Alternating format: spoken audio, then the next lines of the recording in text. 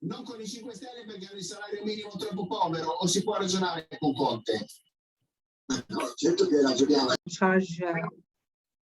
I'm in charge of the TVET and education sector.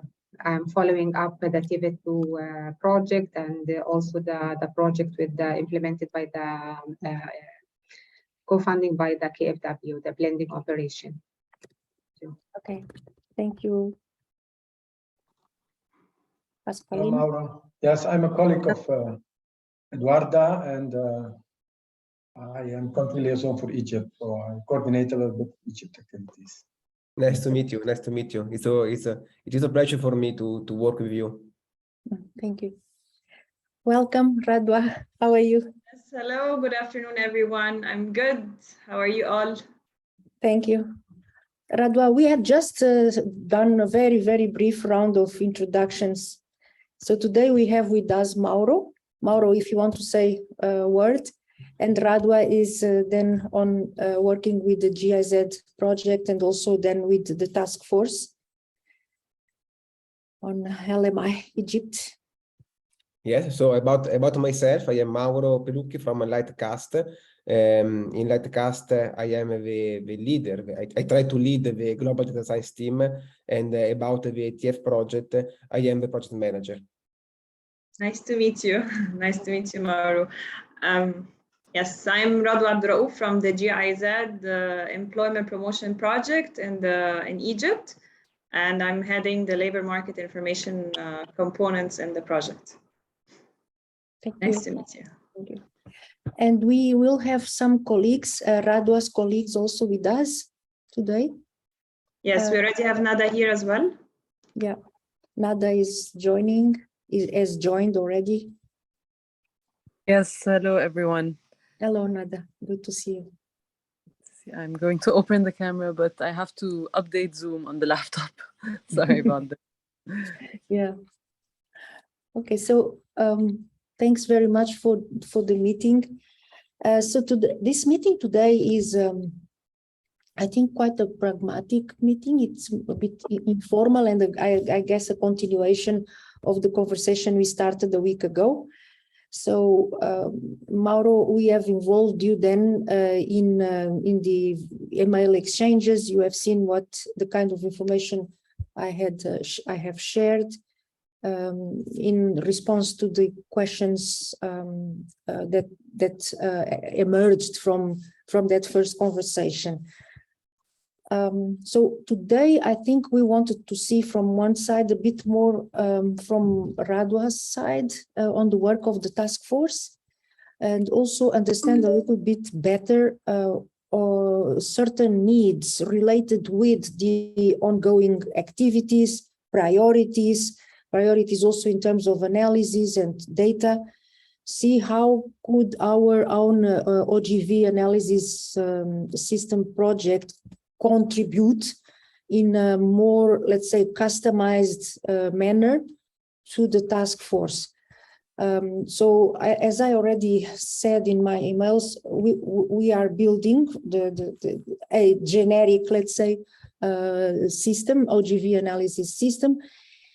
And we need then to see with you, with Radwa, with Ahlam, and other colleagues, what would be the elements that could be tailored, customized, adapted, adjusted to the needs of the task force, so that we manage to give a contribution that is, let's say, more relevant also to the needs. Bearing in mind, of course, that the data is not all sorts of data, but it is demand data,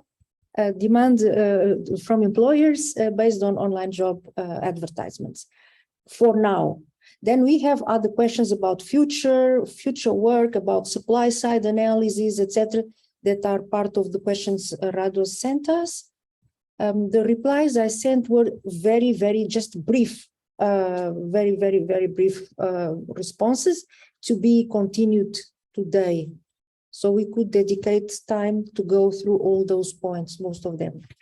Also, I know you are interested in the green dashboard. So I sent you the concept we had developed last year. And so this green dashboard is a pilot. Also, it is something we have initiated, invented in a way, and we need to go to continue improving it.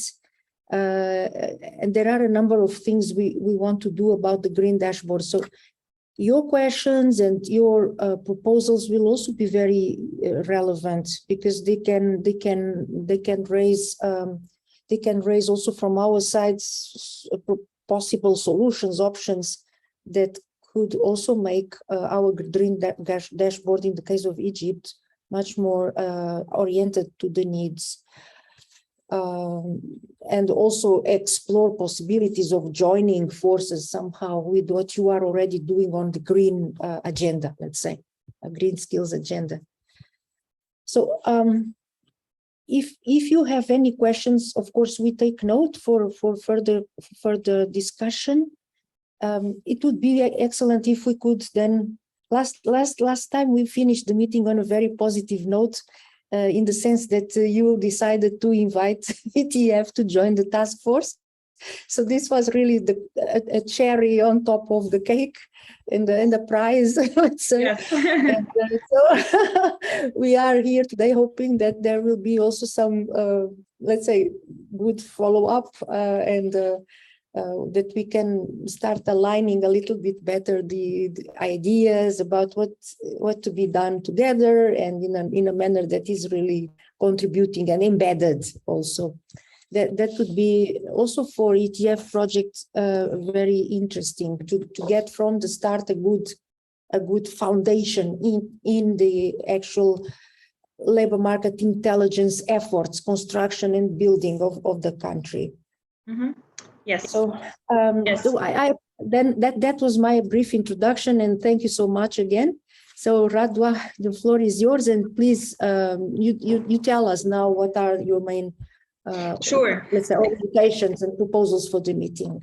Yes, thank you very much, Eduarda. Yes. Ahlam, would you like to say something before we start from our end? No, thank you, Radwa. You just start. Thank you. Okay, thank you very much, Eduarda, for the intro, and thank you for having this second meeting where we, from our side, would like to get into a more technical discussion. Maybe last time it was, this setting the framework, getting to know each other, broad headlines about the work of the ETF, the planned work, as well as the GIZ. We would like to get into the details a bit more, which would also give you maybe a clearer idea about not only what we do, but what exists in Egypt in terms of the landscape of labor market information and partially also big data. I also want to, before we get into this closer look into what we do, I want to tell you that as you know from the presentation last time, the project, the employment promotion project as a bilateral project, this current phase ends in June 2023. We are starting the preparations for phase 4 of the project from July 2023 for most likely 4 years. And in this 4th phase of the project, there is a clear focus on the transition to green economy, to green jobs, and supporting the Ministry of Education and Technical Education, as well as other partners in greening, so to say, TVET and the transition to the labor market of technical education students and graduates. So the topic of green is really high on our agenda. And that's also one of the reasons why, we ask for more details about the green dashboard. Another thing that I would also like to mention at the beginning is that in terms of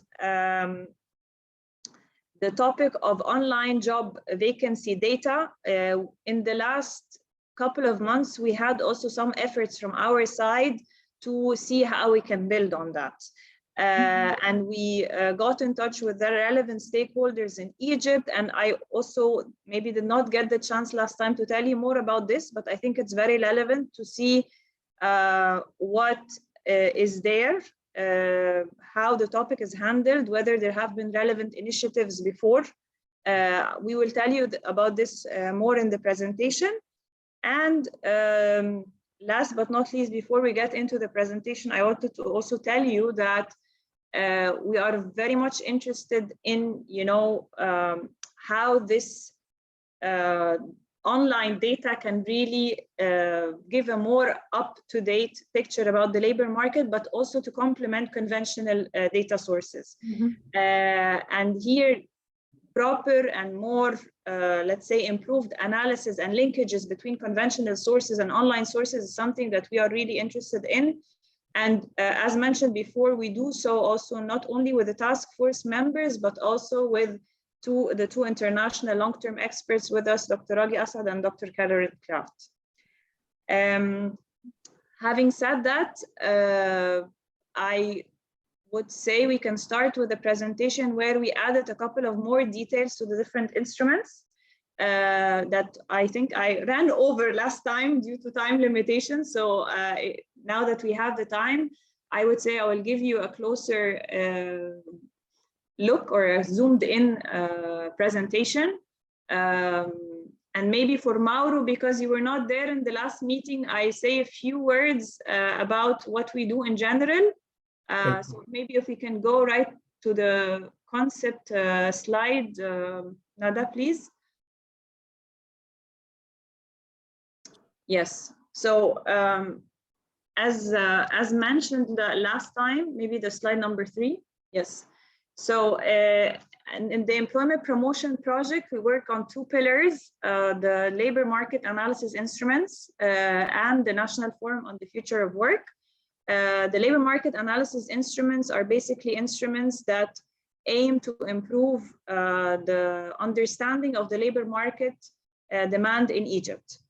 So our focus is on the demand side, and I think this is pretty much in line with ETF's focus as well, and to improve the analyses or improve the presentation of the analyses to the different partners and stakeholders and users, or fill in information gaps and data gaps that exist in the Egyptian labor market.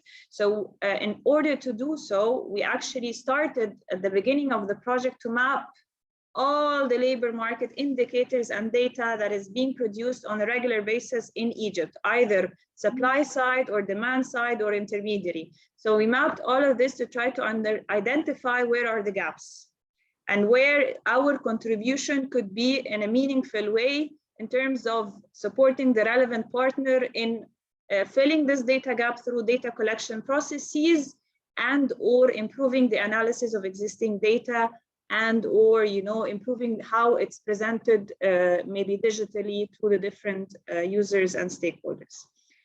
We will get into the instruments in more and more details because this is pretty much relevant to the OGV data system.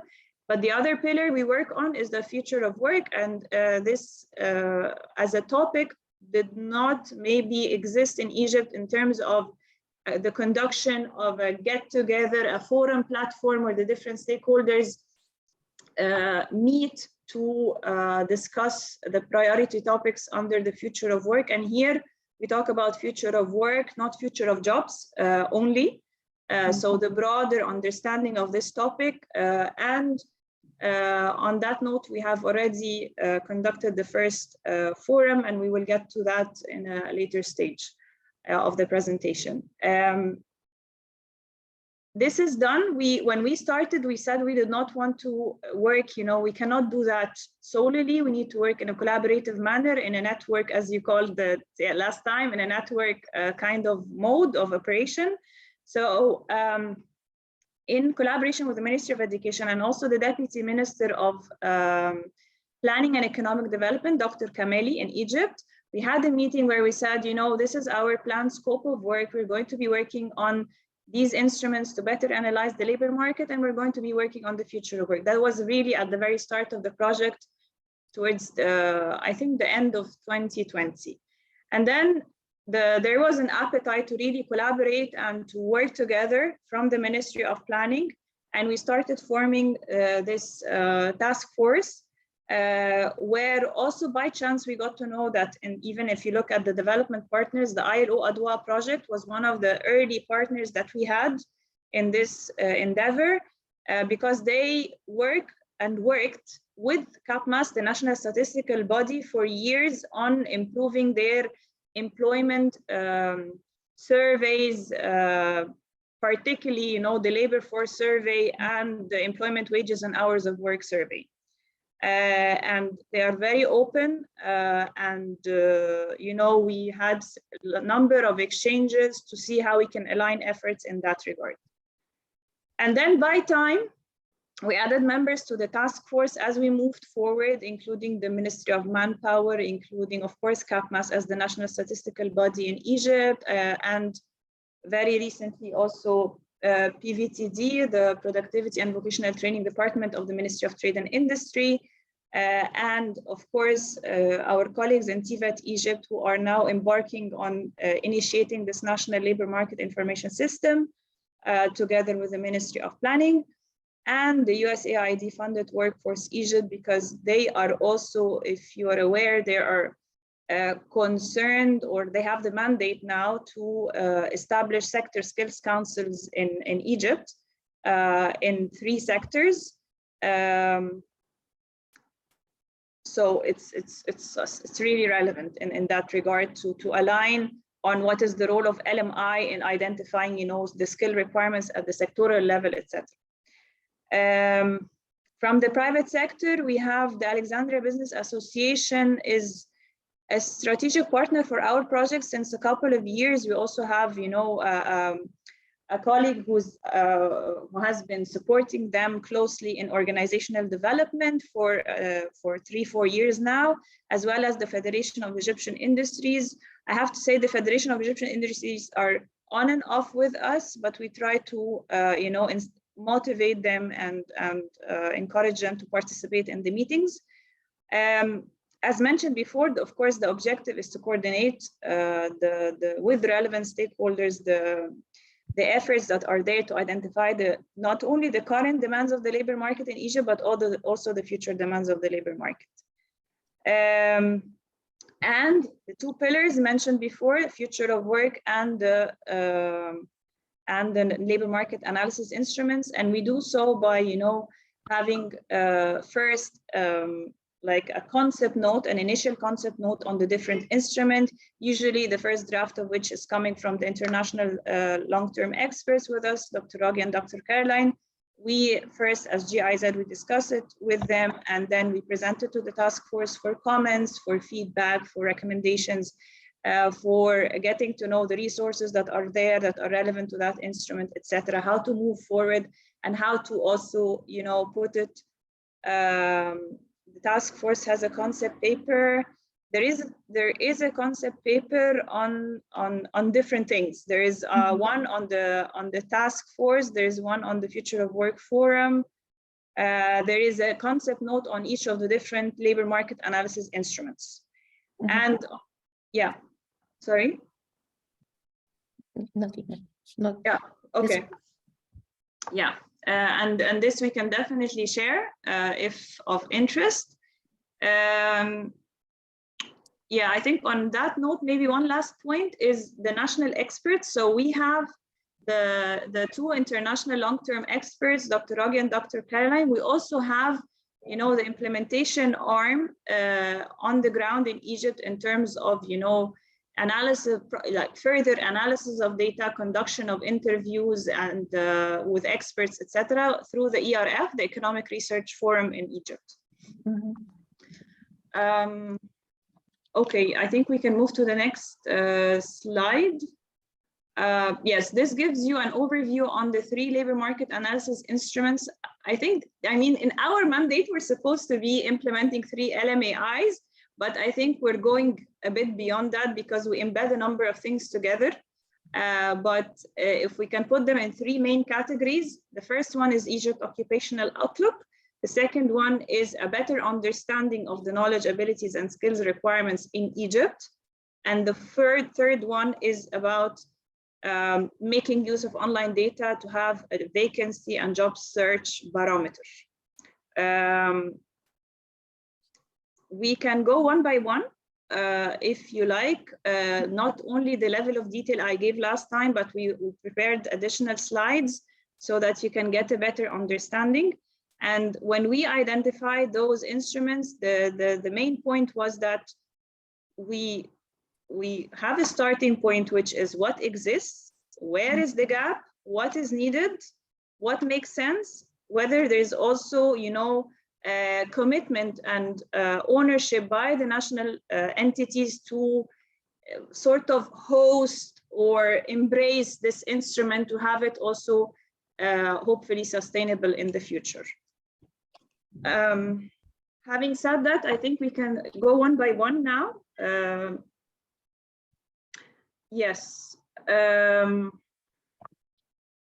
Okay, basically, I will say a few words and maybe have some of my colleagues then continue, but on that note, on the Egypt Occupational Outlook, as mentioned, this is a digital interface which includes information at the occupation level. So these occupations are as per the Egyptian National Occupational Classification, the ENOC, which is a mirror, an Egyptian mirror of the ISCO with an I. Yes, exactly. And we will be presenting on the Egypt Occupational Outlook around 160 occupations. In this outlook, you would be finding information related to the employment share of the occupation, the growth rate, how many females are working in this occupation. You would be finding the tasks that are performed in this occupation as per ENOC. You would be seeing also data about median wages, number of hours per week, where the concentration, you know, of this occupation is geographically, and also what we would be adding to it soon is a projection of the employment share of these occupations. We are currently in the phase of finalizing the design of the interface, and it will be hosted on the website of the Ministry of Planning. And we hope to have a launching event of this Egypt Occupational Outlook on September 9th. And maybe I missed to say this, but the data, of course, on this Egypt Occupational Outlook is coming from the Labor Force Survey of CAPMAS, and it uses data from 2015 to 2019. So the whole trend of it. And of course, on that note, we also provide capacity development to the unit that is going to be updating the Egypt Occupational Outlook in the Ministry of Planning. So we completed part 1 of the training, and we're doing part 2 tomorrow and on Thursday on you know, Stata, how to use Stata, how to create do files, how to update the Egypt Occupational Outlook in the future so that it continues. And yeah, I'm not sure whether I missed something about the Outlook itself in terms of features. Of course, you have the typical frequently asked questions, what is the Outlook, and yeah, sorting, yes, right. One of the things that you can do is that you can filter by certain variables, and then you can sort the occupations from the higher to the lower. Of course, this is based really on statistics coming from national, from national statistics. So there is a time lag, and this is something we know.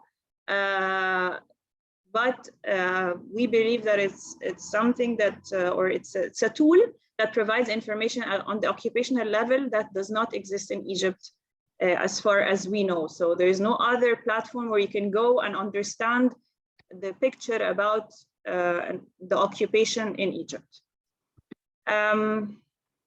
Yeah, I think we can move to the next, and maybe, yeah, I don't know who's in the meeting. Maybe Nada, you can continue if you like here, or Nihal. Yes.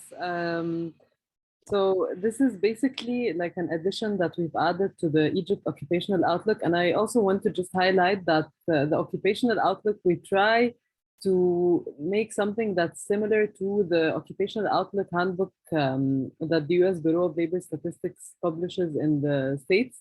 And the idea is basically just to avail information about the different occupations One rather more challenging step was to add an indicator or to add data on the employment or the growth of employment up until 2030. So this was one thing that we've been recently working on, and what we're showing you here is rather like the work product. So it's not a final outcome, but rather like what we have in the middle. So we would like to integrate, as I've mentioned, additional employment projections into the outlook. And for this, Dr. Rogi Asad, together with the team, has worked on different methodologies in order to project the employment in the future. One was using the most updated, or the Ministry of Planning and Economic Development have forecasted or projected growth rates for the GDP up until 2022-2023. And this is what we've used in the scenario that's titled MOPED. What we've used in the other column, so this scenario, that's based on the labor force survey and the data from the labor force survey, and basically just a trend line, so time series regression on the data of the labor force surveys, as well as the GDP that's published on the Ministry of Planning website. And what you can see here is a table that shows two different things. So first, the job creation from 2019 up until 2030. So this is the total employment in thousands in these occupations, and these are the top ranking occupations. And then on the right side, you see the average annual rate of these occupations. What I also want to highlight is that at the end of the day, what matters here aren't really the absolute values, but rather the growth rate and which occupations are going to grow the most. Not all of these occupations are included in the Egypt Occupational Outlook, because when we worked on the Outlook, we excluded occupations with lower sample sizes of data, so that weren't representative. So the ones that are here are like all of the occupations that exist in the ENOC, but in the Occupational Outlook, they are, just as Radwa mentioned, only 160 of these occupations. But as you can see here, we can, for instance, say that insulation workers are one of the occupations that are projected to grow in the future. So this is how you can read this table, but at the end of this day, we're still working on enhancing the methodology and on integrating this into the output. The next, Radwa, do you want to continue, or do you want me to continue the rest of the labor market analysis instruments? Yeah, you can go ahead, Nadwa, it's fine. Okay. So the second labor market analysis instrument, and this one includes, like just as Radwa mentioned at the beginning, we set out to focus one LMAI, or one labor market analysis instrument, on occupations, another one on skills, and the third one on vacancies. So this is how we worked on the concept from the beginning. But what ended up happening is that in every branch of these three different labor market analysis instruments, we worked on on a number of scenarios and methodologies. So here, the second labor market instrument focuses on knowledge, abilities, and skills. And we had two different scenarios in mind, which we've worked on. The first is to work with national statistics, so to work with the Central Agency for Public Mobilization and Statistics, CAPMAS, and to work on enhancing some of their surveys, which focus on skills. So the Employment, Wages, and Hours of Work survey, which is an establishment survey, and the labor force survey, which is more of a household survey. So what I'm going to get into the details of this in the next slide. And the other scenario is more of, and we've talked about this last time, using an international standard, or an international standard such as the ONET, as a benchmark, in order to say, for instance, that in the future in Egypt, the following knowledge, abilities, and skills are going to be required for the following occupations that exist in the Occupational Outlook. So we are using ONET as a proxy, but we're not saying that the skill data that are ONET these are the skills that are needed for the occupations in Egypt, but we're rather assuming that these are the skills that are going to be needed in Egypt for the following occupations in the future. So these are the two labor market analysis instruments related to skills, and we're going to zoom in on them. So first of all, as we've mentioned, we are working with CAPMAS on enhancing and digitizing the employment wages and hours of work survey. Just here to, I'm just going to give you a quick glimpse on the EWHW, as they call it. So the main foci of the EWHW, which, as I mentioned, is an establishment or an enterprise survey, which is collected from the demand side of the labor market. So the main focus is first to estimate the number of workers in the public business sector and estimate the number of private sector workers and their average weekly cash wages in Egyptian pounds. And this is according to sector, economic activity, geographical distribution, occupational outlook, gender, and job security. The survey also collects data on vacant and required jobs in the public and public business and private sector during the last 12 months. But I'll highlight some of the shortcomings of this survey in a few. It also estimates the number of foreign and special needs workers in these enterprises, as well as the number of workers which are subscribed to social insurance in the public business and private sector.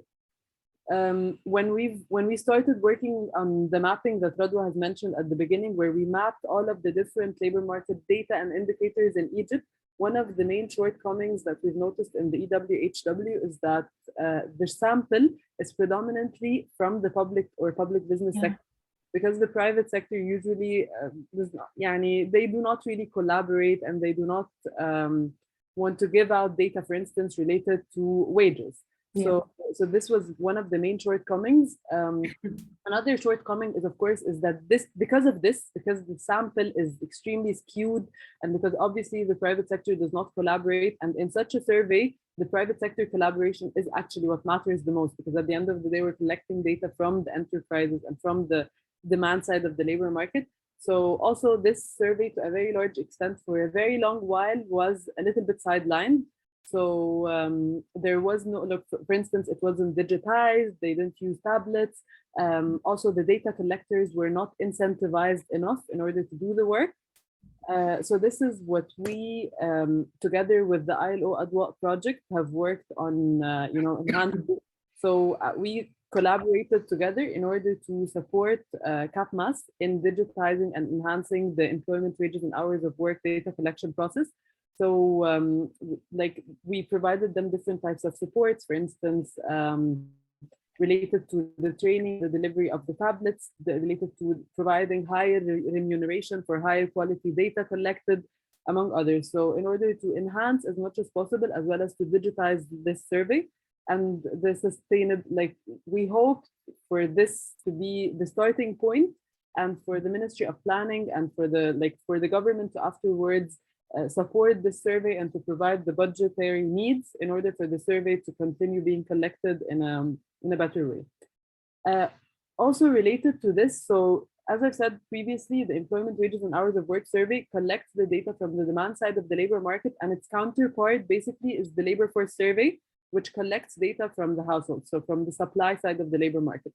And if we're collecting data about skills, I think there's something that I didn't mention, which is the most important, which is that we also added a module on skills in the employment wages and hours of work survey. So it's not just about digitizing it, but also adding a module on skills in the survey. And basically, in order for this module to be comprehensive, holistic, in order for it to have, in order for our understanding on skills to be well-rounded, a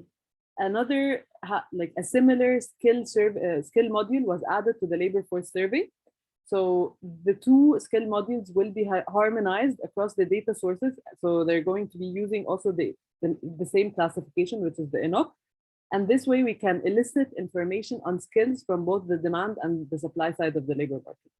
So this is part of our collaboration with them, with adding this module. And of course, the international experts we're working with, Dr. Rogi and Dr. Kerlin, provided their insights on the skill module, which was added.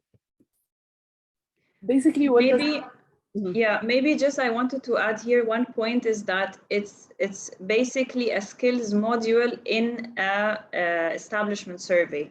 So it's really one step further, but not a full-fledged survey on skills.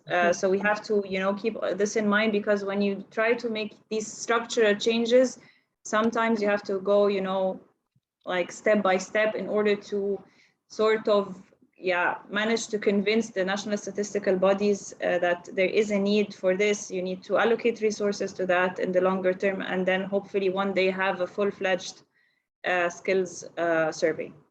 Yeah, please go ahead, Nada. Yes, and especially since this survey is already a very long one. So already is like a lot of pages. So we just added like this smaller skills module, just as Radwa mentioned.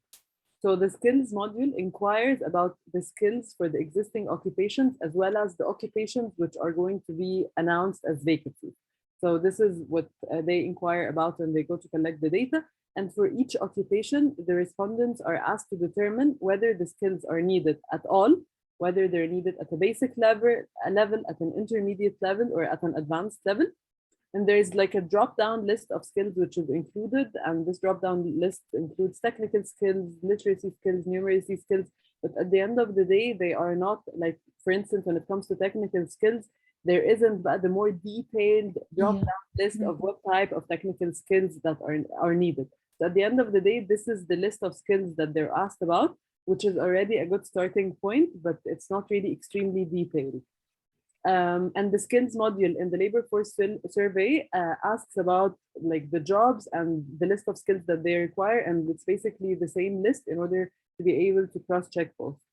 I also think that it might be, I think that there is a translated version of the employment wages and hours of work survey, especially because the ILO worked with a number of international experts. So maybe if we find it at some point, we can definitely send it to you in order for you to have also a sense of the questions and how they're asked.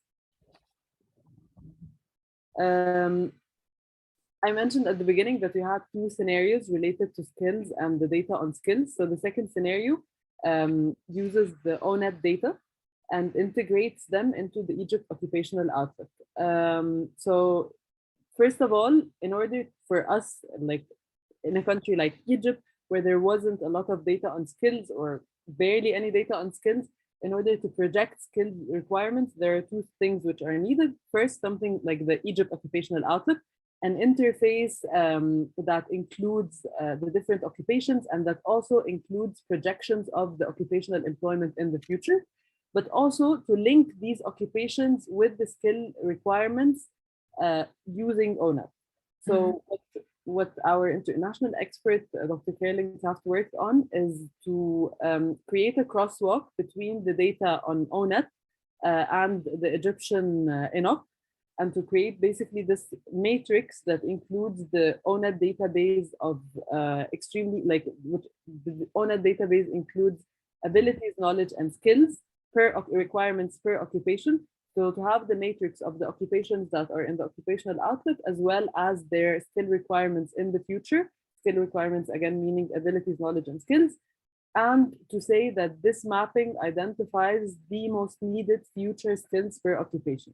So basically treating ONET as a map of what skills will be needed in Egypt in the coming decades. And this matrix or map is hopefully going to be ready within the coming few months. So it's already a work in progress. Now turning to the third labor market access instrument, and here that's probably, you probably know what we want to work on here, but we at the beginning when we started working, we thought that it's very important to work on the topic of vacancies. And we had two different scenarios in mind as well, because just as Radwa mentioned at the beginning, we're always very interested in also the interlinkage between national statistics, which are to some extent representative, etc., as well as like more real-time data or near real-time data, which are, for instance, provided by online job vacancy portals. So here we had the analysis of the available data and indicators about vacant jobs from the employment wages and hours of work survey, as well as the labor force survey. This is the first scenario, and this is more targeting nationally representative statistics through CAPMAS. So here we worked with the CAPMAS on the enhancement of the employment wages and hours of work survey.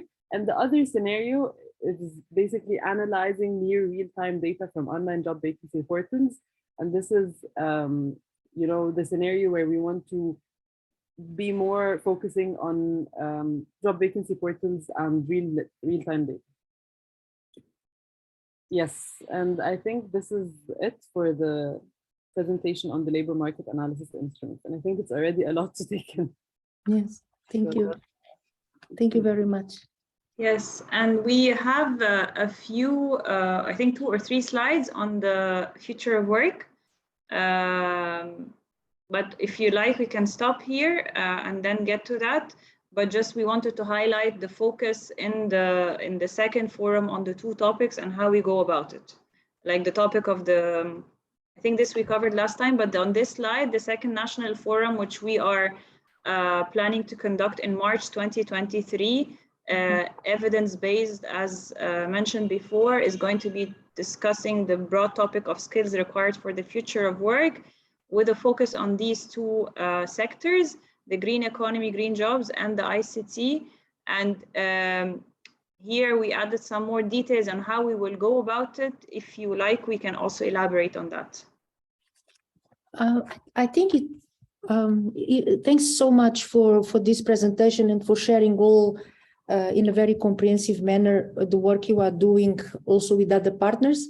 And I think it's a very interesting information because you are tackling an enormous amount of work and also objectives and ambitions from different angles. And that's really fundamental in labor market intelligence, to tackle the different angles and levels. But maybe since we are already together here, it could be useful to know more about the work on the future of work. So the slides you have prepared, you can present now, if it's okay. Okay. Yeah, Kamel, would you like to prepare to present the part on the green, the transition to green? Kamel, if you are in the meeting. Or if not, Kamel, can you hear us? Yes, I can hear you. Would you like to present? If he just recovered from COVID, I'm not sure whether you feel like presenting now or Nihal can do so. Okay, I can start, and perhaps we can.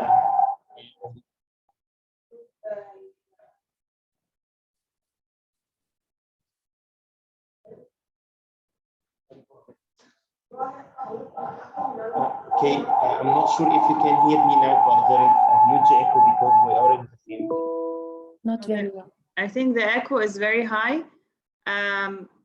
Okay, so if Nihal and Kamel, your connection is not that good at the moment, maybe I can just jump right away. So basically what we're doing in the Future of Work Forum is that we do not want to really just conduct a conference. There are millions of conferences with millions of resources spent on it. So our approach is basically to attempt to produce meaningful evidence about specific topics, about the topic of future of work. So as you know, it has different dimensions. So we're talking about economic dimensions, we're talking about social dimensions, we're talking about environmental dimensions, etc.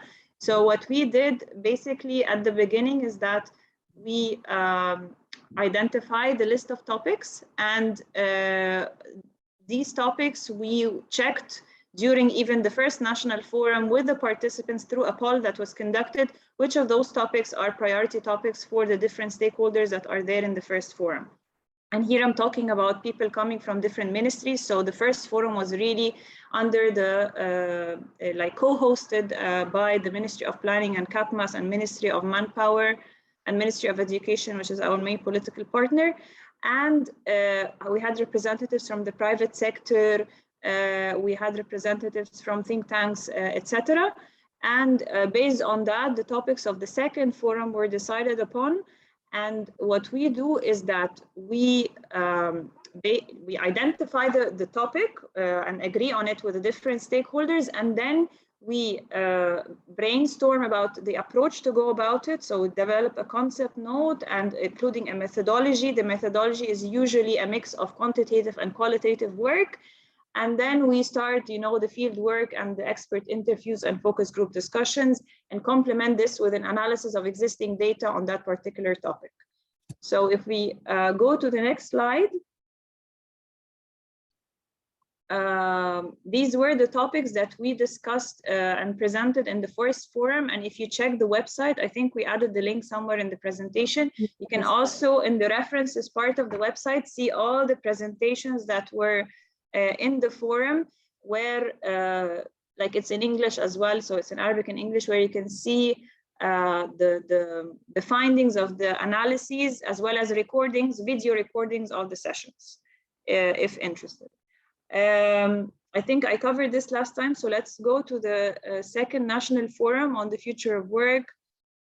What we are doing now at the moment is we have a concept note on the two topics, and together with international long-term experts, as well as we have also a national expert, Dr. Ghada Barsoum, as the qualitative senior expert, who is going to be conducting expert interviews on the topic of green jobs, with the focus on certain sectors and using the Delphi method in that regard.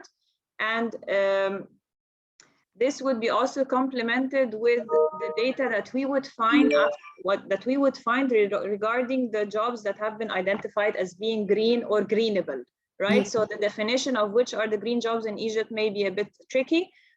So this is one of the things that we aim to do at the beginning. Yes, Nada, please.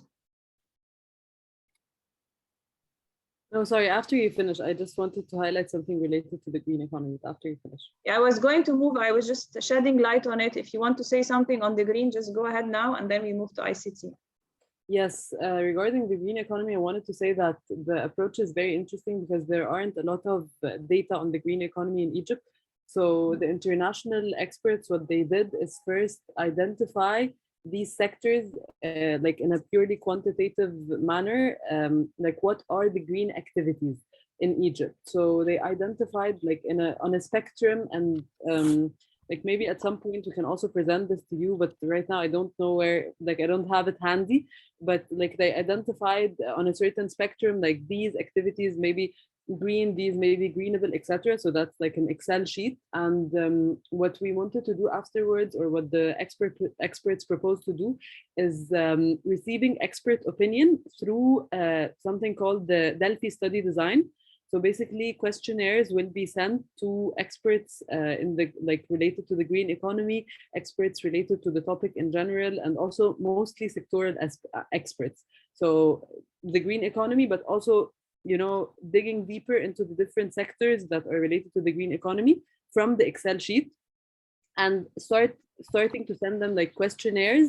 And based on the responses of these questionnaires, we're going to focus on the two sectors which have been like highlighted as the most greenable, or as the major sectors within the green economy from the Delphi technique. And we are going to afterwards focus on these two sectors in the in-depth interviews and the focus group discussions that will be conducted. And these will be the basis for the work that will be presented during the forum. But also, like, the work that's presented during the forum is usually not just the presentation, but it's also like a report on the topic, which is fully fledged with like everything that should be in a report. So it's not just the presentation at the forum, but also at the forum we will have experts related to the topic of the green economy, probably who are going to discuss, these presentations. And we always have like someone from the private sector among these experts, as well as someone from the public sector. So it will then depend on the sectors that we will focus on. But the panelists will definitely include sectoral experts related to the green economy. Okay. I think you can jump right away, Nada, to the ICT, and then we can probably then stop and give the floor for questions. Yes. Yeah. When it comes to the ICT, we these were actually the results or the findings from the last forum. So we had like a poll during the last forum for people to vote on what topic they want to like they want us to tackle during the next forum. And the topic that they asked to that we address is the demand for skills in Egypt, because obviously the topic of skills is the most like hot topic when it comes to the labor market. And this is why we're focusing on demand for skills. And the two sectors that people chose at the time were ICT skills, or ICT, and the green economy. So when it comes to the ICT, there are, to a very large extent, there is an abundance of data related to ICT. And therefore, the analysis is going to be predominantly quantitative. So it will start with quantitative analyses of published surveys and data. For instance, the Egyptian Labor Market Panel survey, which also asks about ICT skills, the labor force survey, as well as like if there are data on ICT skills in other surveys, they're going to be included as well. And this will be followed by a focus on with like a qualitative focus using in-depth interviews, focus group discussions. Usually at the Employment Promotion Project, we try our best to focus on blue-collar jobs, because we're mostly working with the Ministry of Education and Technical Education, and mostly also the technical education sector. In this case, we're also going to try to do the same, because many of the, like our other components in our project have conducted a number of workshops with the private sector, which have revealed, according to these workshops, that there is a need for blue-collar workers and for like technical education graduates in the ICT sector in Egypt. So we might try to like focus a little bit more on technical education students and graduates. Okay, thank you. Thanks.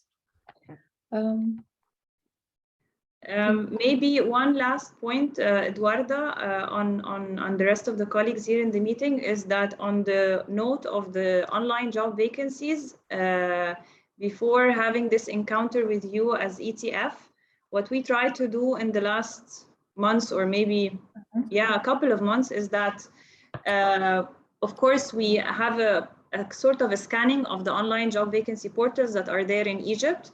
We already have working relationship with, the company called Bashar Soft, which is the owner, the IT company owning Wazzaf and Forasna. So Wazzaf is for, so to say, white collar, and Forasna is for blue collar.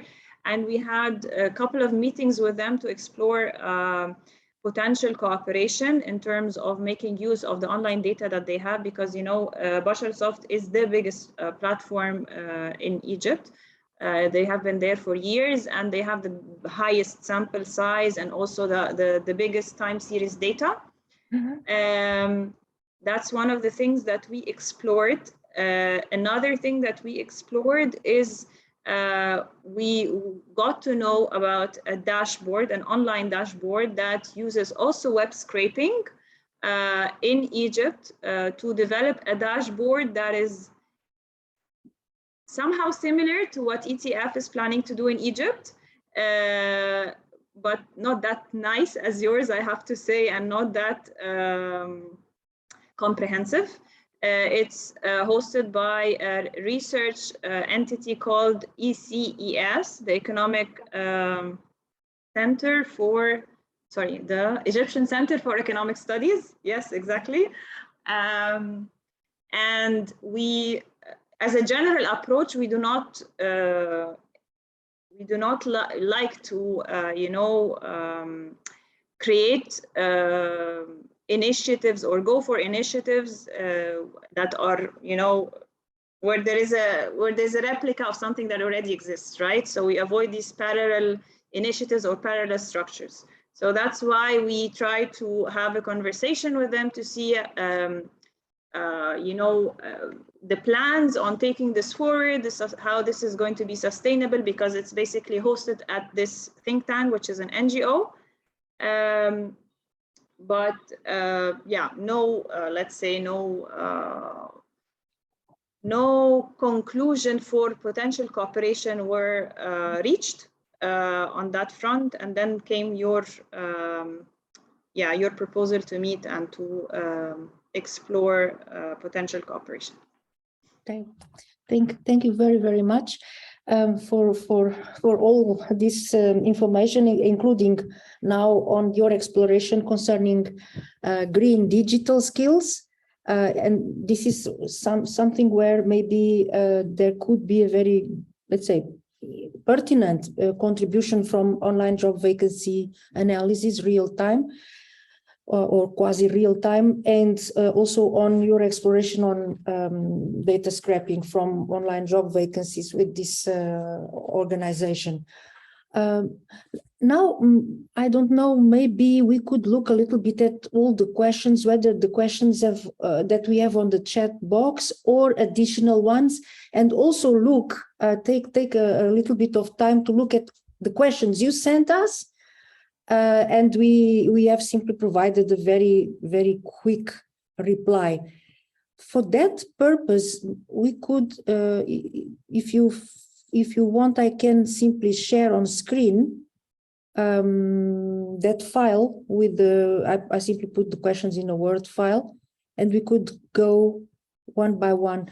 What do you think, Mauro? Is this just to be pragmatic? Yeah. Perfect for me. Thank you. Thank you, Eduardo. So these were the questions. So the question on number one was on the green dashboard. Yes, and the question interesting about the low rate of green skills as detected, identified by through online job vacancy analysis. So in fact, yes, we sent you this brief methodological note. This is a very new analysis. We started it just in October 2021. And of course, we have not yet started with interpretation of trends and more in-depth analysis of the reasons behind this quite low rate. And we can have a look at what the green dashboard tells us in different countries. From the 3 countries where we have conducted this, Tunisia is the one with highest ratio, is the greener of the 3 cases is Tunisia, greener than Georgia or Ukraine. I don't know if, Mauro, you want to add something. So, of course, as you saw from that brief methodological note, the list of green skills is available. We can send it to you, and it was created for the purpose of this ETF analysis, based, of course, on other research already being conducted by Lightcast. But it is not the same list of green skills that in the meantime, afterwards, ESCO has updated and released. So this, let's say, fine tuning and maybe further, I don't say correspondence or crosswalk, but looking also at the green skills from ESCO is a step that we have also in our plans going forward. But we can gladly share with you the list of green skills that we are using for the queries, let's say for the classification. And maybe here, Mauro, you could add some inputs about how this classification is done. So from big databases, using the list of green skills and how we come to these results visualized as you saw in the dashboards. Yes, thank you, Eduardo. So I only add some few words about the green dashboard and the green pipeline, so the technical green pipeline, because it's not so complex from a technical point of view. What we do is only to try to match the list of keywords, the list of green terms with the job description that we found on the job portal. If we found a match, we mark the job posting as green. Of course, why the green share is so low? It is because we decide to have a list of green terms with a net precision. Of course, if we add, for example, the term green, every job posting is green, because if you look in the web labor market, in every job posting currently you will find the word green or something related to the green economy, because each occupation is green basically. What we try to do is to have a more right result with more precision, so only to get the real green occupation, the real green skill. If you apply the same list, if I share a little, can I share a little the screen, Eduarda? Yeah. Only to see what we have in Europe also. If we apply, can you see my screen? Yes. Yes, as you can see, if you apply the same list to the European labor market, it's the same. The green share is the same, from 1% to 1.5%, and it is the same in all the countries of Europe. If we move to ESCO version 1.1, where we have the ESCO green skill, it's not so different. Of course, if you watch, me to zoom a little because I have some issue with my eyes. If we watch to the more frequent skill is the energy efficiency. It is quite good. If we go down, as you can see, for the sales professionist, we have the corporate social responsibility. That is a skill market green, but is dependent by the context. So, of course, we will go ahead with the green work. Of course, we need to introduce a sort of framework to really get when the green terms is related to the occupation and not to the company or to the market. Of course, it is a work for the next month or the next year. Since you are already with green, okay, I just wanted us to share also our the ETF on dashboard, green dashboard. For example, Tunisia. Since you are already sharing. Don't have Tunisia. 1 second. Okay. Okay, and there we can also take a look very quickly at the green dashboards. So as you see, we have here the ratio of green terms by occupation or by industry, and so these two angles of analysis are also are complementary, first of all, but they need also to be seen as they are different entities, let's say, of analysis. And you can also see that we are using these categories that we simply took from the European Green Deal, the 7 categories: sustainable energy, production, economy, transport, etc., that in a way almost would correspond to big clusters of economic activities somehow.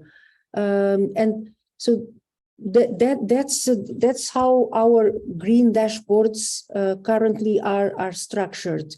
We are not yet here using ESCO green terms, but this is a step further.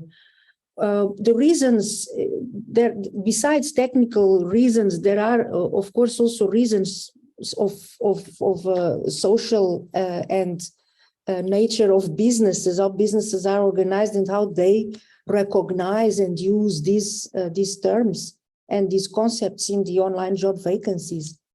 And we can see that in certain occupations or certain industries, the ratio is very high. For example, we can see roofers, power production, metal production, etc. Or in industry, electricity, etc., gas, also very high rates. Whereas in others, it's extremely low.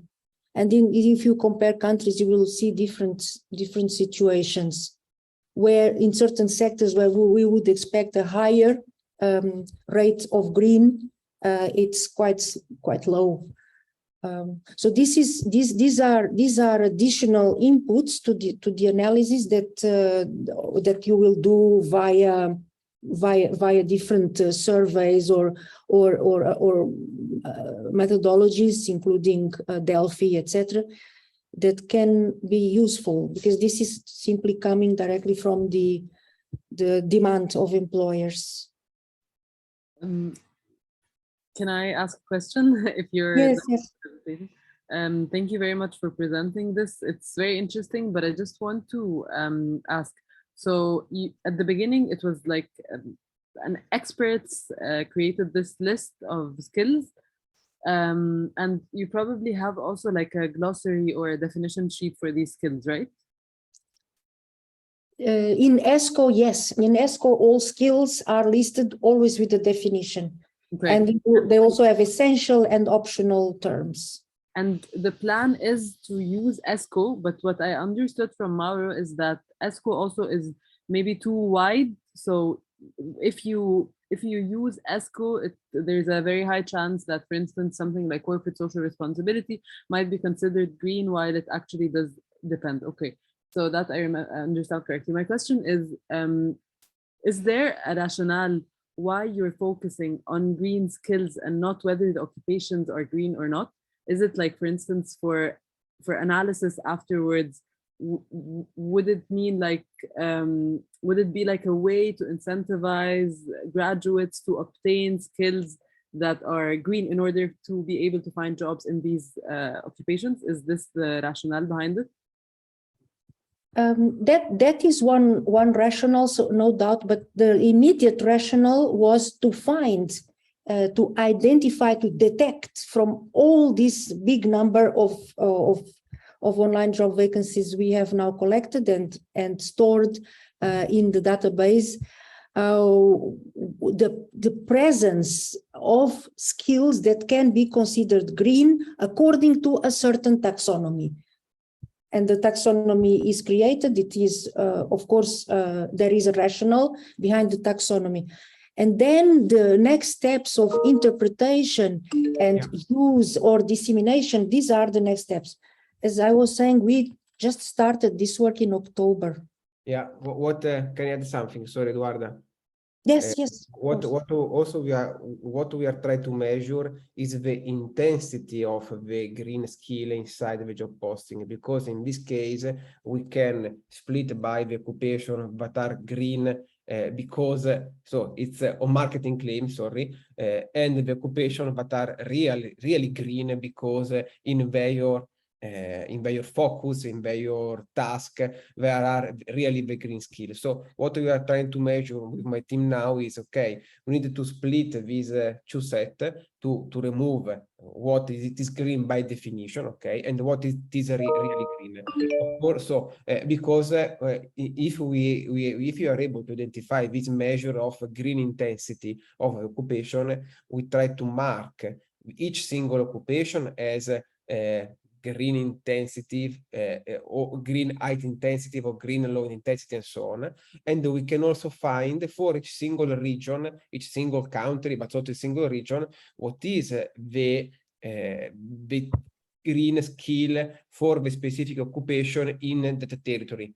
Because, for example, we have some use case currently in Europe, in Germany, for example, some regions are asking us this measure because a lot of companies are making some investment in biogas, in the wind sector, and so on. And of course, what we need to prepare is this database where for each single occupation in the region we have is green or not green, and what is the intensity, and of course what is the terms, the green skill, the task, why this occupation is green in this specific region.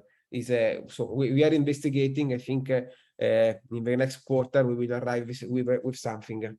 Okay, I want just to say that, maybe just to add, the professional dashboard page already contains the green skill. The green skill share is there, the green share, and it is, you can then of course obtain all these indicators in a very granular manner by occupation, and you can see how the green share is the characteristic, the green characteristics, let's say, of each of the occupations. This is already available in this the professional dashboard. There is more work to be done on the technical side, on the classification, maybe. Yeah. So that part of the methodology that is the fundamental, let's say, in my view, secret, if you want, or important part of the technology of classifying the data, the text, and the taxonomy. So this comparison and the classification is one of the elements maybe where more work is also needed. Yeah, and of course, work on better understanding also the taxonomies, the existing ones in a way. Yes, Eduardo, I just wanted, speaking about classification, and this also one of our questions is that when you do the web scraping from platforms where occupations are not coded, right, are not classified, how do you do that? Because this is definitely the case in Egypt. And also the assumption here is, like on this dashboard, the big dashboard or even the professional dashboard subpage, is that you would find a narrative outlining the skills required for the job. And this is often not available in Egypt, especially when it comes to vacancies that are for TVET graduates. Like you can find this narrative or like the description of the skills required, knowledge, skills, and values, perhaps for jobs that for white collar, like for university graduates. But in the case of TVET graduates and platforms that support their employment, this is very often not the case, not available. Yes. Thanks. That's a very, very fundamental question. I don't know, Mauro, if you wanted to give a response, because that was one of the questions of our list, as a matter of fact. Yes. So I start from the occupation question. Of course, we apply machine learning. So not only machine learning, we apply AI techniques. Rule-based method, machine learning, deep learning. We have a different pipeline because one for each language. So we have a pipeline dedicated to the English language, one to have Arabic. It is very simple, but we have something, one in French, in Italian, in single language. Of course, for Egypt, the fundamental pipeline is in English. So we apply this pipeline, and starting from the job title, mainly, we are able to detect what is the occupation according to the specific taxonomy. In this case, to ISCO level 4. That is our target result. I don't know if it is clear, or if you want more detail, we are transparent, so we can also share some slides and so on if you want. Yes. My question on that note, before we move to the other one on skills and knowledge and so on, is I mean, we, like Eduardo showed us last time, like a snapshot of the currently developed version of the Egypt OGV. And my question is, you do data scraping for data that is already there online, that is in English, right? Nothing yet in Arabic language. And we have something, so mainly, so what we detected last year, mainly the job boards are in English in our source now. Of course, we are refreshing and escaping about the portals now, so right now. So I don't have a response for this topic. And we will see, I think, early in September, if the main sources will remain in English, or if you want to add something in Arabic. Currently, the main sources are however in English. Because I think it goes to a more strategic objective. What is the objective of this dashboard in Egypt? Is it to give an overview about, you know, the labor market for university graduates, or to be a more representative and more useful for other segments? Because like the bias will be very high if you just rely on English platforms. Okay. In principle, we are not targeting only higher education at all. We work with all all levels of skills, qualifications, education and training. And we, of course, know very well that different websites cover better or worse the different skills levels and occupations. So very often also in the EU, the web sources related with public employment services, they tend to cover much better what you are calling blue collar rather than private sectoral specialized web sources that might be much more oriented to digital, for example, occupations in the digital economy, or higher level, higher qualifications, occupations requiring higher qualifications, etc. So this is why this landscaping exercise is so important. The step one, which is the feasibility analysis and the very updated and detailed landscaping of sources. And this is something, as Mauro just emphasized, on which we are now working. We have sent you the report done last year in 2021. It had already been shared earlier. And we need now to go much further and deeper with this landscaping. And if you have, of course, recommendations, suggestions on, we will be absolutely grateful. Yeah, I think on that note, Eduarda, the thing is that if the intention and the objective is to give an overview about the labor market as comprehensive as possible based on online data, then relying on AI and machine learning that just reads English text would not be sufficient in the case of Egypt. So I don't know how you can combine having AI reading English and Arabic text and then doing the crosswalk or the cross check and bringing this all together into one. Yeah, of course, Mauro, you know better than we do. I mean, this is your area of specialty, but if you want to capture job vacancies that are there for TVET graduates, they are mostly in Arabic. So like an innovative way to make this happen would be proposed, I would say, from my side as an initial thought. Yeah, it's not a problem. So we will see the result of landscaping.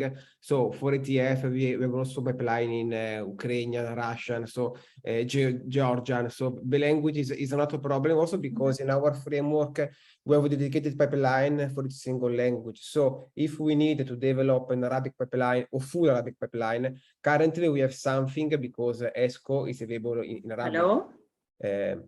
We have something in Arabic. Of course, we will use also the.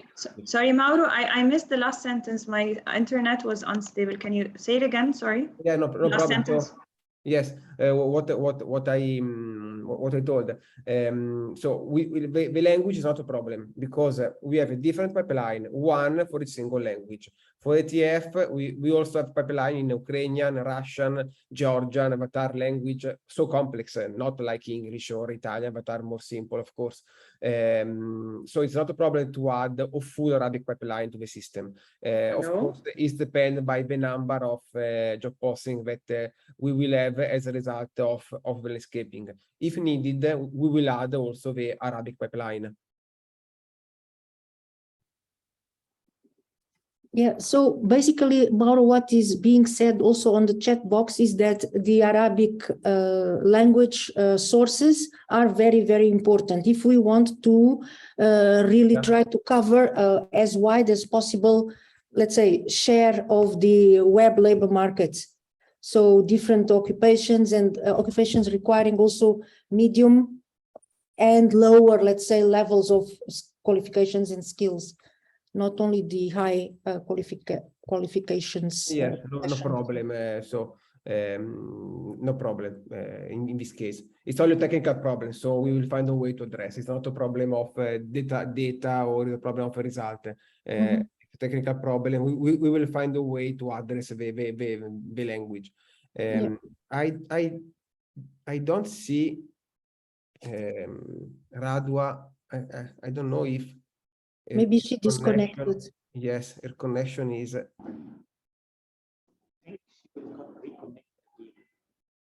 Okay. What do you think, Eduardo? We wait for the second part of the question. We wait for Radwa. Yes, I think we can wait. I'm just would like to pick up here on the Arabic language question. So when you develop the one for Tunisia, you have not used the Arabic at all. So for Tunisia was only English or English and French? Yes, for Tunisia is the main sources are French, I think. So if I go to the language, location language, if I understood well your question, we see that the main part of the data are coming to us in French, the second part in English, and then also we have the other languages. So I repeat, the language is a technical problem. We already have a way to address the multi-language environment. As you can see here, we have French, English, other small languages, Russian, Spanish, Ukrainian, Bulgarian, and so on. So it's not a problem. Currently in Tunisia, we are using mainly the French pipeline and the English pipeline, however. Yeah, sorry, I got a bit disconnected, but I figured out that language is not an issue. The question about the coding, back to the coding.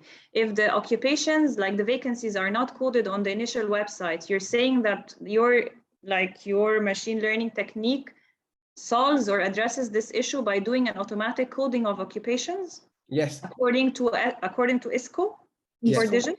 Yeah. Yes, ISCO for digit. Okay. Interesting. Based on the job titles. Yes, mainly we use the job title. It depends by the job boards, by the sources, but mainly we are using the job titles.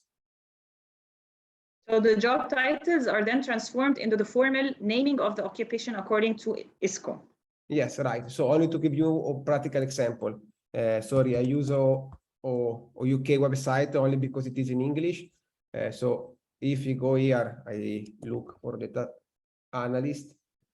So this is the form, this is the structure, the format of a job posting online. So mainly we use the job title. So this part of the job posting to address the occupation. So to decode the raw job titles in the ISCO 08 4-digit occupation. So mainly the job titles, and then about the job, the skills, we are using the job description here. Of course, like you mentioned, for the white collars is more frequently to find this part. For the blue collars, we have few text. It's normal, not only in Egypt, but it is the same stuff around the world. Also in US and UK, where the description are more longer, as you can see, but also in UK, US, the description for the blue collars are very with few words. Of course, what we have is a million of job postings. So if I go to the Tunisia, dashboard, as you can see, we have a lot of job posting, not only 5,000. So only for the software developer, we have 9,000 job posting, 5,000. So with this amount of job posting, we are able, however, to create a skill profile for each single occupation. Also, if you go to Italy, Germany, or other countries of Africa, it is the same. With the white collars, we are able to find more skill. For the blue collars, few skill. What save us? It is the amount of the data. In this case, we don't have only 4,000 survey. It is the same in Italy. It is really the same. But we have millions of job postings. So in this case, we can cover very well also the skill extraction for the blue collars. Of course, usually if you go down in the ISCO classification to the lower level, we will find more basic skill. If we go up to the first level, the second level of the ISCO classification, we will find more interesting skill. It is normal because the the employers usually write with a lot of skill the job description for the white collars. And also in this case, we apply AI techniques to extract the skills. It's the same. We have a pipeline dedicated to the occupation, another pipeline to the skill, and also we have a dedicated pipeline for each single dimension. So, for example, about the working hours, we are looking for this part of the job description. And of course, we standardize the result as full-time or part-time. For the contract type, it is the same and so on. Maybe if your time allows, Radwa, Mauro, could you show just 2 minutes or 2 or 3 minutes skills of 8 also? Yeah. We had already seen that last time when we did the first presentation, but it was of course all very quick. And the skills of 8 of the EU, that is now based on, I don't know, 200 million or so online job postings that were collected since 2017. Yes. So the Environment for European Union, we started to work with them since 2017, and we started the collection of the data in 2018 mainly. So currently the skill of 8, I put the link in the chat, but it's easy to find also in Google, cover the last year of data. So as you can see, so we are updating the quarter right now. So in these days, we will update it to the second quarter of 2022. As you can see, if we go also to the lower occupation, for example, to the operators and assembler, so you have to keep in mind that our sources are the web labor market. So if we watch the chart about the ISCO level 1, as you can see, mainly we find the professional, associated professional, services worker, and so on. So the elementary worker are only the 9%. So you have to keep in mind that the sources are the web labor market. So we are speaking about web job posting. Of course, if we go to a web job posting, we can navigate by country, by single occupation. So I go to the skills, for example. So also in this case, the technical pipeline is quite the same. As you can see, in this case, I can use two different, let me to zoom a little, two different type of skill taxonomy, ESCO or ONET. Why? Because we are working mainly on the ESCO skill. So what we extract from the job description is the ESCO skill.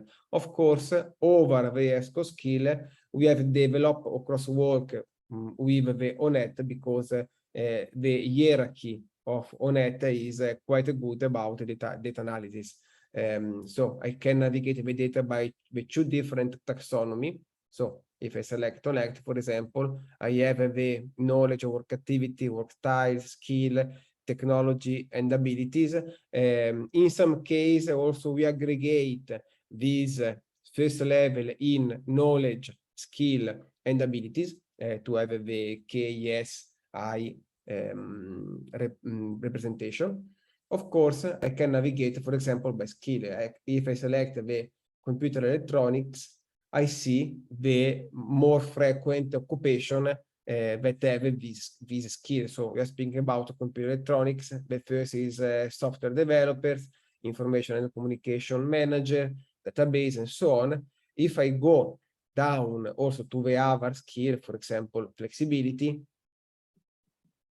as you can see, I have a lot of occupation and also manufacturing laborers, but I think it is at the level 9. So it is really a blue collar occupation. Of course, I can go in detail by single country. So if I watch Italy, I choose my country, sorry. I can see also this occupation across the different, this skill across the different occupation. And then I can go also to observe the different sector, for example, sector and skill. So I can navigate the data by country, by the different taxonomy. In this case, I can use ESCO. I can select, for example, the manufacturing sector. Of course, also in this case, to extract the sector, we are using AI techniques, also always the same. We have a different pipeline, one for single language. In this case, the standard is the European standard, so the NACE at the second level. Why we are not going deeper to the third or the other levels? Because it's quite unusual to find the sector in the job posting. What you find is manufacturing company, telecommunication company, or software company. So we don't have the detail. So we choose to remain at the second level. As you can see, I can navigate about the, I don't know, the skill. So manufacturing skill, I can see. Sorry, Mauro, you're saying that the level of detail in specifying which sector inside manufacturing is not available? It's available only at the second level. We are unable to go to the third level or the other level of the niche classification. It is not a technical problem. It is because in the job description, it is not present. We don't have a link to the company usually. So what we are able to do is to take the job description and try to detect what is the sector. What we find in the, if I return, for example, as you can see, let me to search. I don't find the company profile in this case. The civil service code, I don't know. In this case, I'm unable to find. Let me to check with another job posting. As you can see, for example, here we have the name of the company, or characteristic, and financial services. So we are unable to go to the deeper level about the economic sector. What we have, it is the first or the second level. For example, in this case, we will have, I don't remember, K, financial service, and stop. As you can see in the dashboard, I don't have a lot of detail about the sector. I have the first level and the second level. I repeat, it's not a technical problem. It's because the information is not present in the job description. As you can see, I can navigate also by languages.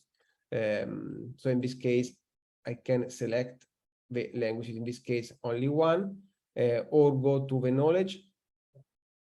And I see what is the more frequent knowledge. So the personal skill and the development. That is the more frequent about the knowledge manufacturing. I can also select the ESCO level 1. So about the natural science, chemistry, physics, statistics, and so on. So as you can see, the hierarchy about the skill is not a problem because we have the raw data. And then we can build the dashboard based on the question that you have, of course.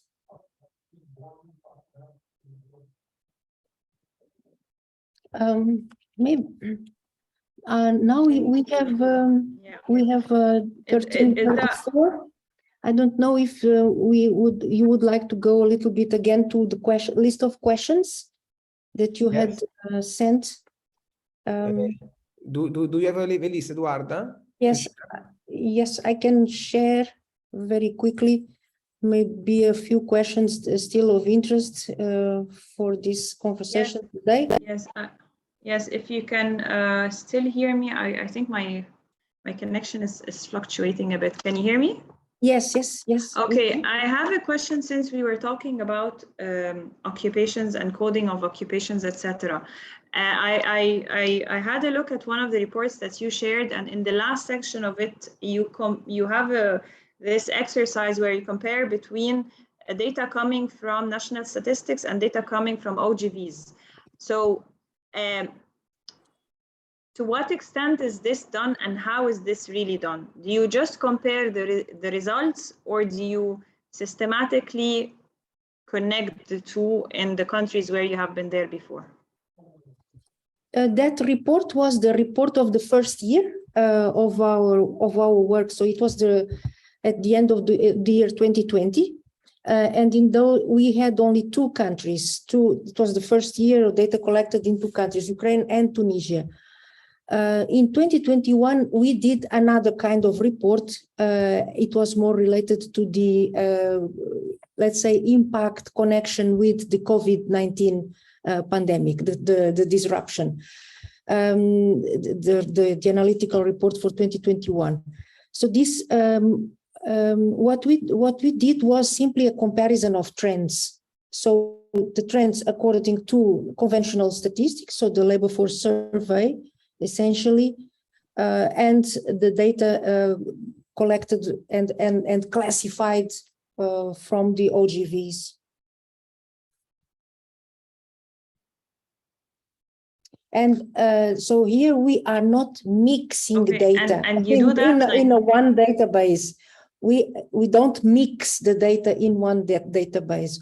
There is a database OGV data. It's not being combined or mixed with data from conventional statistics. This is something to be done according to certain purposes and methodology, and it is comparing or even putting together, but it is not combining and mixing up the data. That's an important point. And we are, as we had said, preparing this year a conceptual paper exactly about the contextualization of OGV data in relationship to the wider labor market data from conventional statistics. And in that framework, like, how do you involve the national entities that are concerned with producing, collecting, and analyzing data about the labor market? In the countries in which we have been working so far, we have involved. In the 3 countries, we have always involved the statistical offices. This has been especially clear in the case of Georgia and in the case of Ukraine. In the case of Tunisia, we have been working mostly with the Ministry of Employment and Vocational Education and Training, and also with the PES. So these were the 2 entities that Tunisia considered as most fundamental for this project. In the case of Ukraine, we have as leading ministry, the Ministry of Economy, which is the ministry very interested and involved and working with macroeconomics, of course, but also with employment-related trends, growth, also forecasting. We have been working with them already several years on labor market forecasting, long-term forecasting, also with PES. So PES is also closely involved. For PES, we have even a special dashboard in the case of Ukraine. In the case of Georgia, our main contact ministry is the Ministry of Economy. There is a department called Labor Market Observatory, which coordinates, leads, and manages the Labor Market Observatory. So this is our main contact point. And we also work with the Georgian Statistical Committee. Eduarda, when you say you work with them, sorry, but just for us to understand, like this dashboard is from the data science, from the IT, from the technical side of it, developed by ETF. What is really the role of the national partner in that? Do you hand it over to them, or do you familiarize them just with it, or are they responsible for maintaining it, or is it embedded in their national digital systems? What is really working with them mean? What does it mean really? So working with the countries, and I said in my responses that the close cooperation, the cooperation is closer with Ukraine and Georgia, less with Tunisia, less developed, let's say. So the working with them means, first of all, familiarizing, training, getting their buy-in, helping them in the use of this data and these dashboards, and also supporting them in disseminating this data.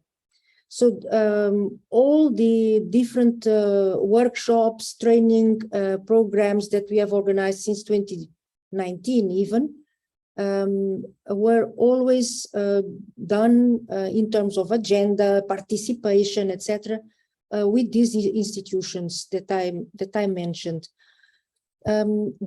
Tunisia is a more recent country in this cooperation.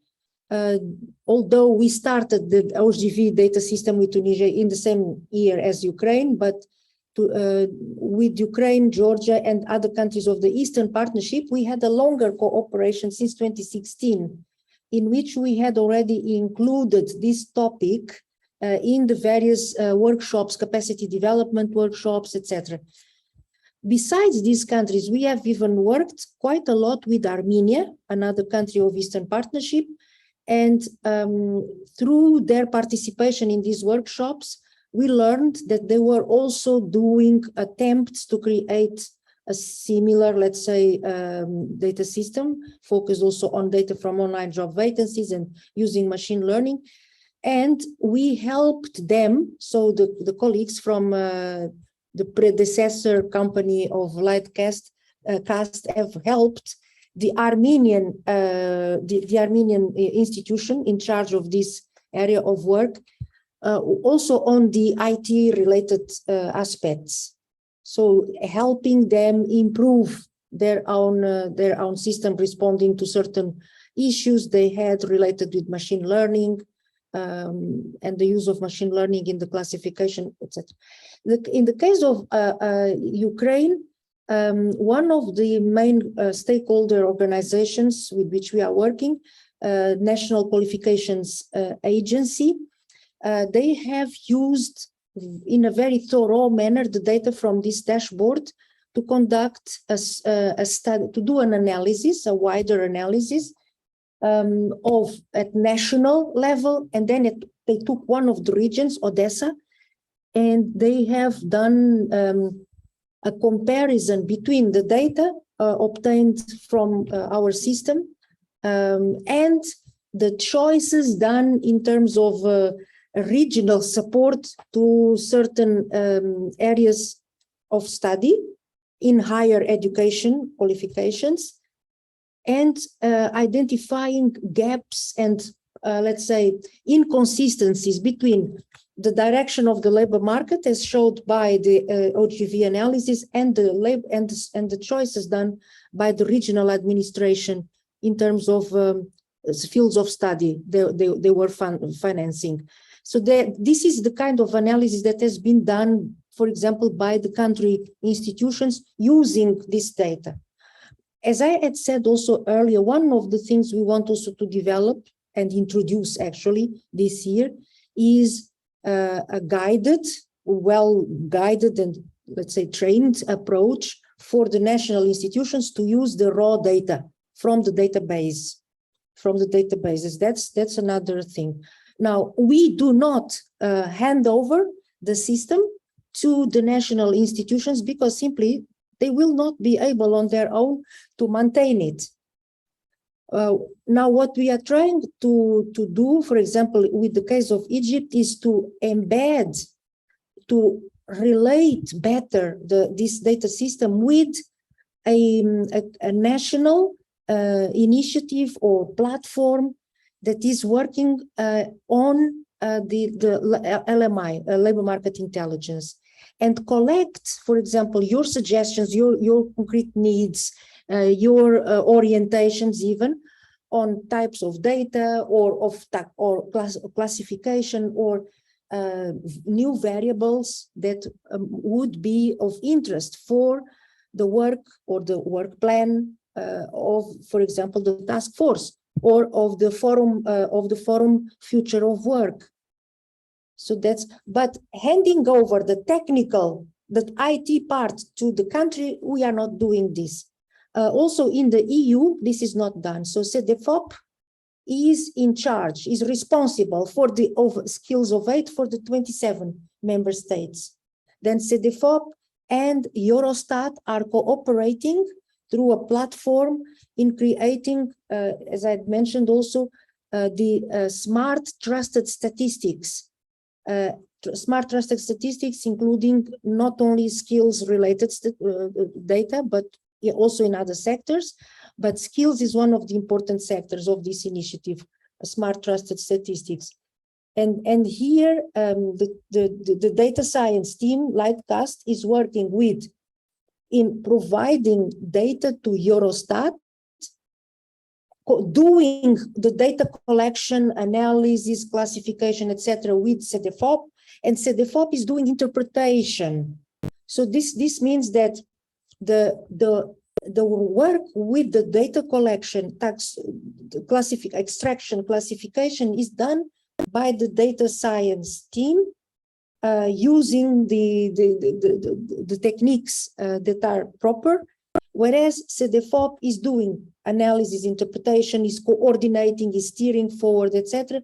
And on the other side, we have Eurostat using this data for creation of this trusted smart statistical system. So the IT part needs to be in the hands of specialists, basically. That's understood. I mean, that's understood that it needs to be in the hands of specialists. But the aspect of linking it to existing initiatives, national initiatives, I think is extremely important. Yes. I mean, and like, it should be also seen as a gradual, in the sense that even if the national authorities at the moment may not have the specialists to do so, but this should be the plan, you know, at a certain point in time. And I don't know whether in this regard you had any exchange with the EUTVET colleagues on the national LMIS and/or with the Ministry of Planning, or not yet? With the Ministry of Planning, we had some exchanges in 2020, but it was a very brief exchange. It was with Ministry of Planning and also with Ministry of Education and Technical Education. So we have also involved very many people from different Egyptian institutions in the training program in June last year, June 2021, where they had the possibility, it was a 3 days training program where they had the possibility to get acquainted with all technical methodological aspects. Now, the way how the data, the dashboards, etc., are going to be embedded in ETF websites or in Ministry of Planning website or so, this is something to be discussed, because this is a tool, and where it will be placed in this street or in this avenue or in that square, this is a matter of discussing. It is, yeah. And as I said, the raw data in those big data bases can also be made accessible to relevant institutions. And for that, we need just to create a procedure, certain techniques to make the data available, because this is a lot of data. It's not an Excel, of course, sheet or file. And we have already programmed to include this topic in one of the upcoming training programs this year. And this will be the first time we are doing it. You have a programming training, you said, this year?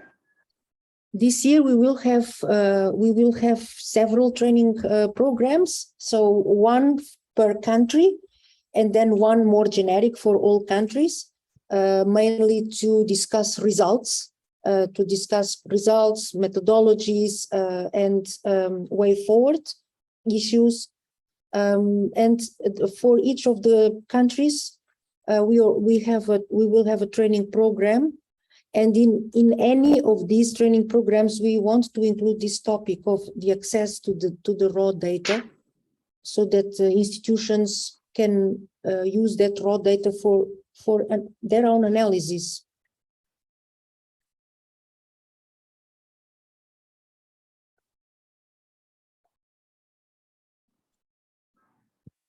in the case, Radwa, I don't know if you are frozen again.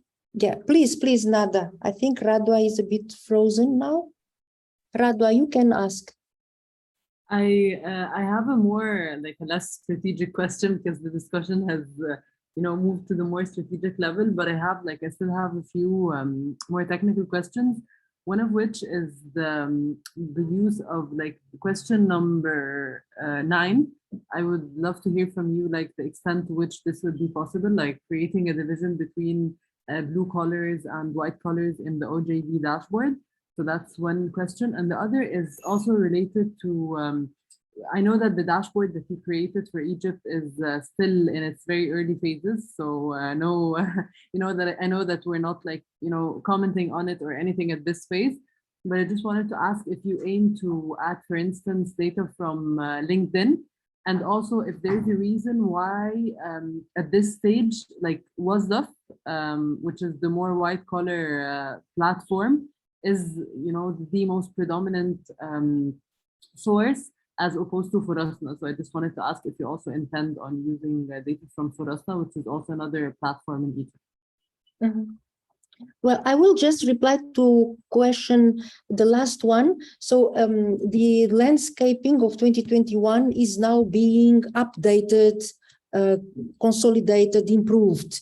And as I also, I think, said already, maybe I even wrote, we are looking for a good national labor market expert economist to help us exactly expanding, improving this landscaping. The landscaping will then give us very concrete also orientations. We are using a certain methodology, ranking, concrete orientations on the sources, the data, the OGV sources, different types, that need absolutely to be part of the data collection exercise.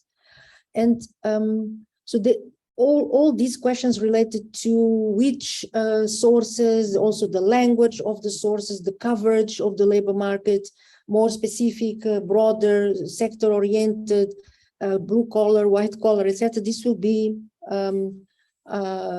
clarified through this updated landscaping report. Now on white collar, blue collar, kind of separation. Maybe just to follow up on. Yeah, maybe Mauro can give a suggestion about this. I just wanted to ask very quickly. So the landscaping report that's currently being drafted by experts. You mentioned in the email you had like international and national experts on board, right? Yes. So that's currently being, because Radwa, when you were disconnected, Eduarda highlighted that they're like, just as she mentioned in the email, that they're currently also looking for economists in Egypt who have expertise, because they're updating the landscaping exercise, the landscaping report that they sent us. Sorry to interrupt, Mauro. You can go ahead. No problem. So I try to address the two questions about LinkedIn. I think I try to respond to your question in the chat. So mainly from a technical point of view, it's possible, but LinkedIn doesn't want to collaborate with me, ETF, and the European Union. So we don't scrape the data from LinkedIn. We only take something about the social profile, so resume, if the page is public, but we don't use LinkedIn as a sources of online job advertisement. We study a couple of years ago the coverage of the LinkedIn web job posting in the Harvard website, and what we found is mainly the job posting are present also in Harvard website. So LinkedIn is one, of course, good sources, but we can cover the data that we are unable to scrape from LinkedIn from other sources. About your question, I think it is the number 9, right? Yes. Yes. So it's possible. So our methodology is to prepare the database or the data warehouse mainly of data, and then we can create a dashboard very quickly. So it's not a problem to create a division between blue collars and white collar, to create a specific dashboard. For example, Eduardo mentioned some minutes ago, for Live in Ukraine, we created a specific dashboard to address a very specific question. What we need is the question. So we can create a specific sheet inside the dashboard, or we can create a specific dashboard to address your question. If your need is to split blue collars and white collars, it is okay. We need to find a way to split. We can use ISCO as a map. So the first level with white collar, the other level with a blue collar, or we can use our type of splitting rules. Classification, yeah. Yes, it's not a problem. We can use the skill as a measure of splitting between white collars and blue collars, and we can create a specific dashboard to answer to this question. Thank you very much, Mauro. Okay. Thank you, Radwa. You came back, so today the internet is a little bit. Yeah, I'm sorry about that. Yes. No, it's okay. One thing that we want again to emphasize here is that we are looking for a good national labor market expert economist. And what we would like to do is to send you let's say, the list of tasks, let's say, that we would like to entrust to this labor market expert economist, working with the data science team in a number of important tasks, such as, for example, validating the landscaping, but also later also looking at the results of the classification. So there is also a very important task there to validate. So when we speak about machine learning based classification, for example, data extraction, it is not without human in the loop. That's what I want to also to emphasize. It is working with human in the loop naturally, and we are of course using the wisdom, the knowledge and skills of national labor market experts, economists, to validate, to check, to give their opinion about the classification done by the machine. And that's how we improve and train it further. So you're saying, Eduardo, that you will share with us the tasks, the main tasks that this labor economist is supposed to be doing for sort of proposals from our side? Yes, if you have some proposals, then it would be really useful, because you know very well the market, let's say the situation of labor market experts in Egypt, and knowing basically also maybe the web labor market, etc., so that we could then is this going to be sort of, when you say national, the word national, it's a national, like an Egyptian labor economist that will sort of be, just because maybe this is a question that might be asked, paid in an international rate that is, you know, paid by ETF, right? An international rate. Well, in fact, the relationship, contractual, administrative, will be between the national expert and our data science team that is under framework contract with ETF. It is not a contract directly with ETF, but with our framework contractor, which is Lightcast. Now, I don't know the rates. This I cannot know. That's a question for our framework contractor. That's this is an approach used also in the CEDEFOP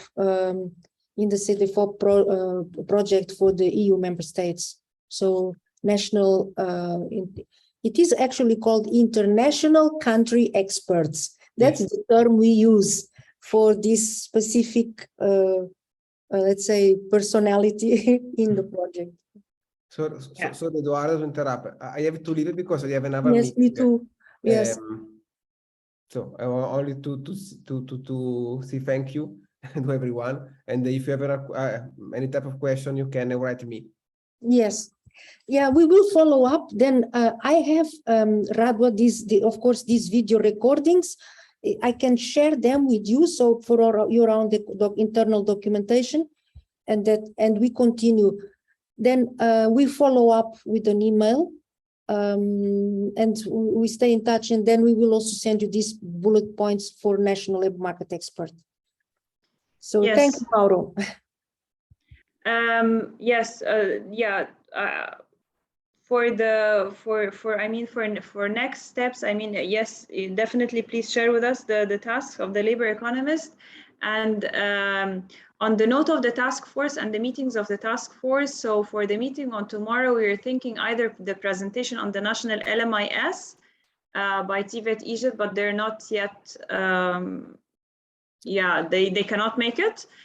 Or the OGV. So I think the two are not possible tomorrow. So we're just seeing what makes sense for tomorrow, because if so, we can postpone the whole meeting to the 23rd to have an opportunity to tackle the two topics that are actually quite important. What else? I don't know whether the colleagues, you have other questions or comments, but Eduarda, you had shared with us also a work plan in one of the early documents that you sent to us.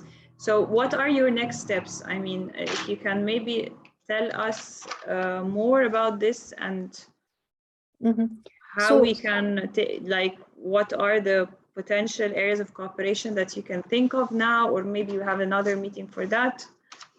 Yes, I think it would be better to have another meeting for that. Because today we got also from you a much clearer view on areas of work where we could explore these interfaces or interactions and contribution. I think there are good possibilities on, for example, the CAS and even on the occupational outlook. And it would be a matter of simply also thinking together, agreeing with Ministry of Planning, etc. How can this different angle, this different data source contribute, and how would the data be then delivered in terms of visualization, etc. I had the impression that in those two areas there are possibilities of cooperation, and we should simply explore them. Now, concretely from our side, so we are now doing the review and update of the landscaping. The plan is to have this landscaping more or less mid-September in a more dynamic and manner and a new version. Then now, for example, you gave this very important recommendation about exploring and using Arabic sources, Arabic language sources. So that will be an important piece of work to be considered this year. And then continuing with the data scraping and classification visualization for a first release in October. And then in November, we have in mind the organization of 3 half days of training. When I say training, it is also debate, discussion.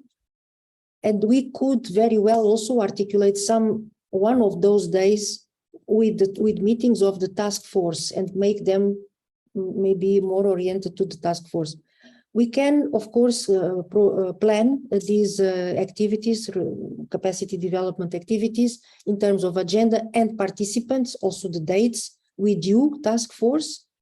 And so that this would be a concrete contribution in terms of also new skills, understanding of these new techniques, etc., and the issues they also entail for the task force.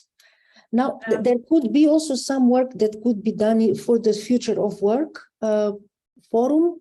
That's something also to be considered and can be also even addressed as a discussion point in either in meetings or in our own capacity development program.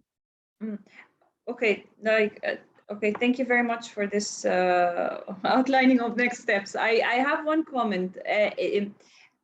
Maybe it's more of a proposal or confirmation that I get it correctly. So you are considering the meeting that you would be having online with the task force members, including representatives from Ministry of Planning and ideally also other ministries, that this is like the entry point, sort of a close to strategic entry point to tell them, you know what, ETF is coming now, we are doing this OGV data system, what like feedback, recommendations on how to link it to other structures. Yes.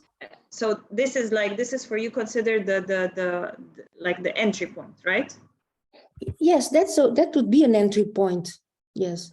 Although we, as I said, in 2020, we have already spoken with both ministries. We even wrote an official letter through the Ministry of Foreign Affairs, and Ahmed El Hashami, he told me that the letter was received. Even the Deputy Minister of Education and Technical Education in 2020 told me they received the letter and they were very interested. So yeah, I get that, but my question is, like, the Ministry of Education is like a user, let's say, a user of the results of the platform, of the dashboard. Like, but other ministries and other bodies are more concerned with the technical part of it and where it should fit or where it should be linked to. So did you? Yes. Do you have in the radar to talk to other ministries or national bodies? No, we only spoke. We spoke with Ministry of Planning, with the Deputy Minister. This was in 2020. It was a very short presentation about this. He expressed interest. He said, we are in a terrible need for labor market intelligence. So if you are proposing something that makes sense, let us discuss it. We are interested. Let's continue this conversation.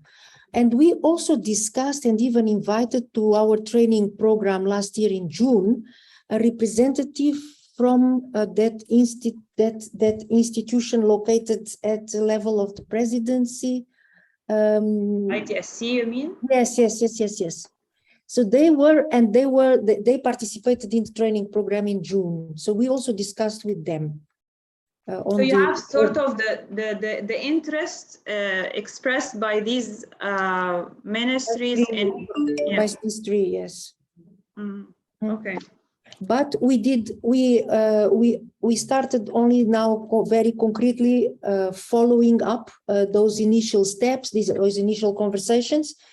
And from the start of the conversation then this year, we asked Pasqualino to support the proper, let's say, linkage with existing initiatives and particularly with the task force as a network, so that this initiative is not separated, is not something isolated, but that has a chance and a concrete path for embeddedness, for contribution to the work of this wider LMIS, maybe.